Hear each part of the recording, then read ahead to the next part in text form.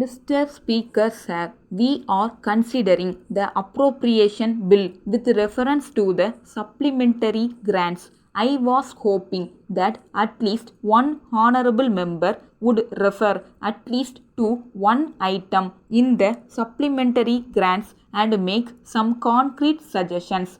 But I was disappointed. I would request honorable members to bear in mind that we have to follow the rules of debate at least to some extent. It is not as if the minister can answer any point at any time.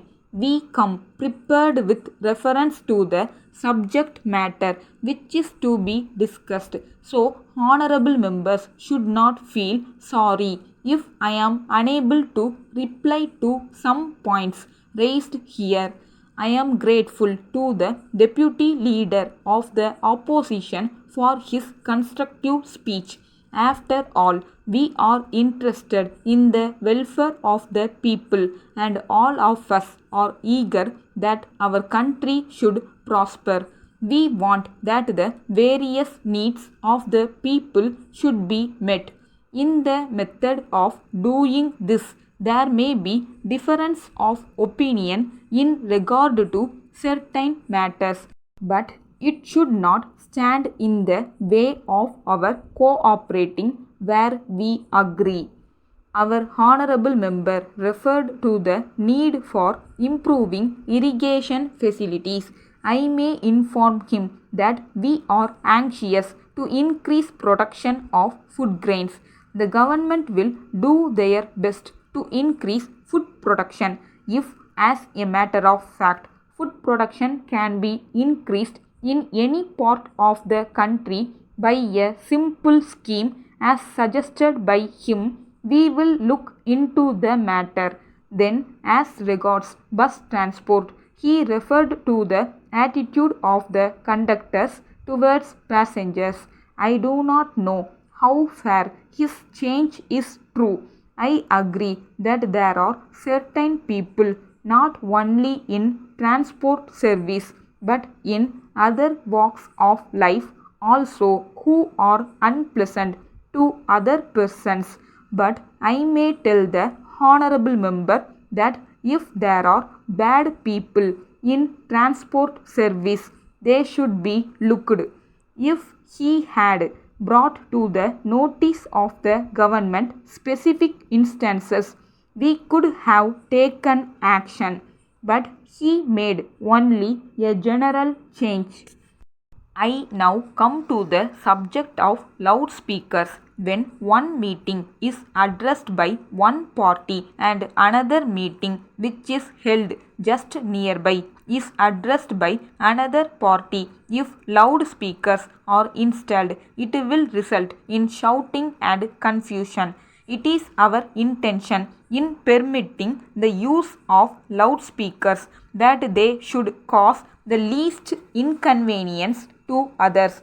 It is only with this object in view that the use of loudspeakers is regulated. The government will not stand in the way if meetings are held in a peaceful manner. Subject to this condition, we give full freedom to speech and to write anything in newspapers. We do not object to these things, but some restrictions are necessary to maintain law and order and to see that there is no breach of peace. It is only from that point of view that certain restrictions are imposed, and they are in the interest of the community as a whole. If it is possible to make any relaxation, I shall gladly do it. We do not stand in the way of peaceful propaganda and the propagation of opinion by peaceful methods. I thank the honorable members for having cooperated with me and the government and for having made useful suggestions during the debate. We can take pride in the fact that our debate has been at a high level. I am sure that any stranger who has watched our proceeding will give a certificate to that effect. Letter from Ganesh Food Stores, Mumbai to the Indian Biscuit Company, Pune.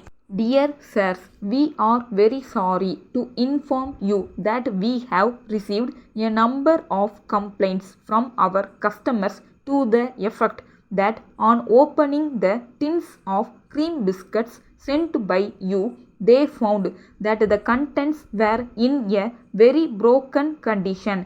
In this connection, we may tell you that your consignment of these biscuits was delivered to us on 8th June.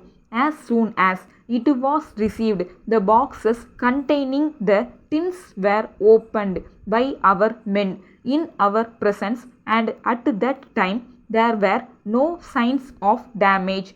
We therefore assume that when the goods left you, they were already in a damaged state. We can sell these biscuits easily if they are up to the standard, but we think you will agree that their appearance and conditions are also important in the same manner as their taste. So, we are worried about the grievances of our customers. It is our usual practice to supply sound goods in exchange for the defective ones which are returned to us by our customers. But in this case, we are not able to decide whether we should follow this practice when we think that the substitute goods may not be in any better condition. So, we shall be pleased if you let us know how you can help us out of our difficulty. Yours faithfully.